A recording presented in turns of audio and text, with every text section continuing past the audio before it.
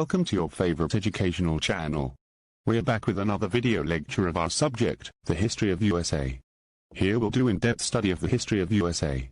In this lecture, we are going to study the events of the XYZ Affair. It happened during the tenure of second American President, John Adams. Let's see its background first. In 1778, during the American Revolution, the United States and France signed two treaties with each other.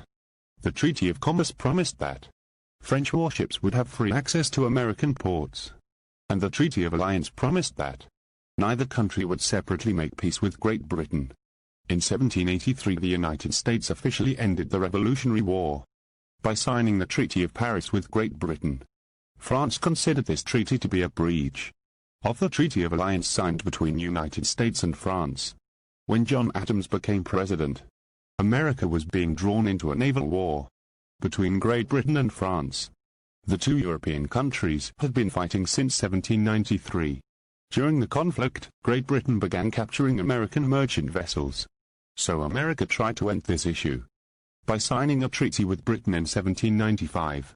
Now France considered this to be violation of France's own treaties with America. So France began to capture American merchant vessels carrying goods to Great Britain, and to force American sailors into service with France. After it, in a special session of Congress in May 1797, John Adams spoke harshly towards France.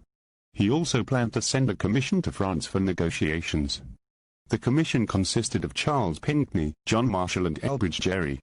The French Directory, or the government of France, assigned Foreign Relations Minister Charles Maurice de Talleyrand Perregaud to negotiate with the Americans. He sent 3 secret agents to speak with the American commissioners ahead of the official negotiations. The secret agents said that to get an official reception from France, the Americans would have to apologize for Adams' harsh words, make a payment of 1.2 million livres, and a loan to France of 32 million florins. Livres was an old French monetary, and florins was another form of currency previously used in Europe. As the dispatches from commissioners reached the Adams administration, the Secretary of State Timothy Pickering was angered to read that the secret agents had attempted to bribe and have threatened the Americans.